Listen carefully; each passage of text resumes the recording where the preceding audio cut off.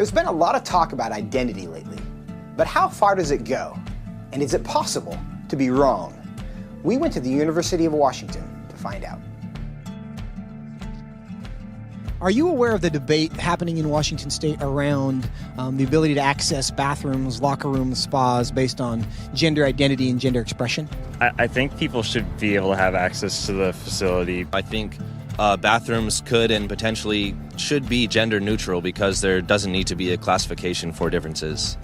I think people definitely should have the ability to go into whichever locker room they want.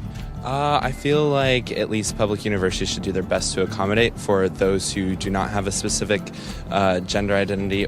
You know, whether you identify as male or female and whether your sex at birth is matching to that, you should be able to utilize the resources. So if I told you that I was a woman, what would your response be? Good for you. Okay. Like, yeah. Nice to meet you. I'd be like, what? Really? I don't have a problem with it. I'd ask you how you came to that conclusion. If I told you that I was Chinese, what would your response be? I mean, I might be a little surprised, but I would say, good for you. Like, yeah, be who you are. I would maybe think you had some Chinese ancestor. I would ask you how you similarly came to that conclusion and why you came to that conclusion. I would have a lot of questions just because on the outside I would assume that you're a white man. If I told you that I was 7 years old, what would your response be? I wouldn't believe that immediately. I probably wouldn't believe it, but I mean, it wouldn't really bother me that much to go out my way and tell you, no, you're wrong. I'd just be like, oh, okay, he wants to say he's 7 years old. If you feel 7 at heart, then then so be it. Yeah, good for you. So if I wanted to enroll in a first grade class, do you think I should be allowed to? Probably not, I guess. I mean, unless you haven't completed first grade up to this point and for some reason need to do that now. If that's where you feel like mentally you should be, then I feel like there are communities that would accept you for that.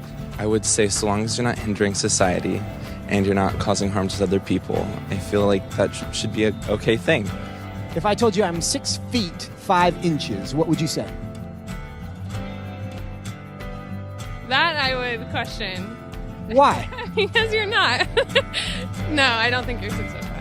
If you truly believed you're 6'5", I don't think it's harmful. I think it's fine if you believe that. It doesn't matter to me if you think you're taller than you are. So you'd be willing to tell me I'm wrong? I wouldn't tell you you're wrong. No, but I say that I don't think that you are. I feel like that's not my place as like another human to say someone is wrong or to draw lines or boundaries. No, I mean, I wouldn't just go like, oh, you're wrong, like that's wrong to believe in it. Because I mean, again, it doesn't really bother me what you want to think about your height or anything. So I can be a Chinese woman. You sure. But I can't be a 6'5" Chinese woman. Yes. If you thoroughly debated me or explained why you felt that you were 6'5", I feel like I would be very open to saying that you were 6'5", or Chinese, or a woman. It shouldn't be hard to tell a 5'9" white guy that he's not a 6'5" Chinese woman. But clearly it is. Why? What does that say about our culture? And what does that say about our ability to answer the questions that actually are difficult?